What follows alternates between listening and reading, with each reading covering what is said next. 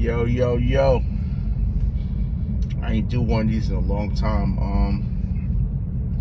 I want to talk a little bit about mental health. How important your mental health is. Your mental health, right? A lot of times when things ain't going the way you want it to, it starts from childhood, birth. A lot of times it's your upbringing that leads into your adulthood life. And if your mental health ain't right, if it's not in order, you won't be able to function in life. You won't be able to make it through life the right way. There's so many things, right, that could distort your mental health. How can I explain this? I always said most people suffer with depression and anxiety. And it's something that we cause in ourselves. It could be from your job. Your job is stressing you out. Some people take on that job more than... Some people love their job more than they love life itself. Right? Your job don't love you like that. You're just a worker to that place. A slave to that place. That's one. Relationships, another stressful thing. Financial is another stressful thing. There is no easy way of getting out of this. The easiest way that you probably possibly could say is try to start your life in a certain way that you don't have to fall victim to these things. Find that job that you really like. Like, don't even look at it as a job. Look at it as a hobby or something you love to do. That's what I always tell people. Most people try to go and get your own business. You get paid more money. You have more freedom. It's yours. Relationships, same thing. Sometimes you're giving too much love. You're giving more love to a person than they probably love you. Financial, that's always a problem for people, because most people don't make the type of money that they desire, but they're creating a lifestyle that they can't afford. That leads to depression. Listen, stay in your lane, right? Give it just as much as a person's giving you. Don't overexceed yourself to go into a stressful world. It just makes no damn sense. If you're in a relationship and you're getting 30% out of that shit, you give back 30%, right? Your job, don't be a superhero and give them more than what they deserve. It's just so hard to explain this thing, you know. I'm gonna give a short example. My little cousin Shamari, rest in peace. I get a call Tuesday. My little cousin, 5:30 on Tuesday, was in California, and he parked his car on the highway and walked onto the highway in front of an 18-wheeler and killed himself. Now, my family's very big, so it's hard to keep in contact with everyone and see what everyone is doing. That's just how life is, you know. And I was like, for my cousin to do that, he was suffering with some type of depression that was his breaking point. And those breaking points is serious. Like, when you feel like there's no other outlet, you can't talk to no one, there's no other way. This is the only way to take my life. I don't think that that's right. There's always a way. There's always another outlet. No one should have that much power, or no one or no thing should have that much power over you that you feel like you have to take your life. You shouldn't kill yourself because of another human being. You shouldn't kill yourself because of a thing. You know how I live my life now? And this might sound really messed up. I say fuck it. I say fuck it and fuck everyone. And you know what? I do that to protect my mental health. Because at the end of the day, no one really cares about you like how you think they do. And I learned that when I went to do my 11 years in prison. I looked at all the people that I know, all the people I've been around, you know, all the people I invested time into and financial stuff into. And when I would end up in that jail cell, it became like a handful of people that really was there for me. And I was like, wow, when you're in a bind, people reveal themselves to who they really are.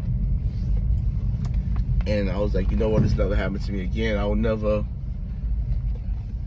and I said to myself, I would never let anyone take that type of control over me again, because you invested so much time and think people really are loyal and they're gonna be here for you and they're gonna, you know, look out for you and look out for your family because that's an attachment to you. It's not like that, man. And I really talk about out of sight, out of mind culture. It's a real thing. You don't see someone for a long period of time, they disappear out of your life, out of your mind. I don't care who the person is, it happens. So if you're not connecting with a person all the time, chances that person might like just fade away out your life. You gotta know who you're dealing with in life. You gotta know what you're dealing with in life. So I vowed to myself, I would never let nothing mess me up like that again. You know, and when I came home really focusing on myself to make my life better, because this is what really counts. We put all these people in front of us, and when things don't go the way you wanted to, whatever, you go crazy and get stressed out over another person. I would never get stressed out over another person. If you're here, you're here. If you're not, you're not. It doesn't bother me, because I got to the point in my life that I'm comfortable with just being with me, you know? Even though I do have friends and associates, if I didn't, it won't be a big problem for me at this point in my life, because I've fought so many mental wars for the last 11 years being in prison. I got comfortable just being by myself, being with me. So I don't need to be around a crowd. I don't even need to talk on the phone. Like, I really live like a Herbert sometimes. I don't text people. I don't call people. I'm very comfortable of doing that. You know? And I'm not saying it's a good thing. I'm not saying it's a bad thing. But I'm saying learn you. Do what you gotta do in your life to make your life better. There's no reason that you should live this beautiful life and be so damn stressed out, you know? If you have financial issues, you gotta find a way to get your finances in order.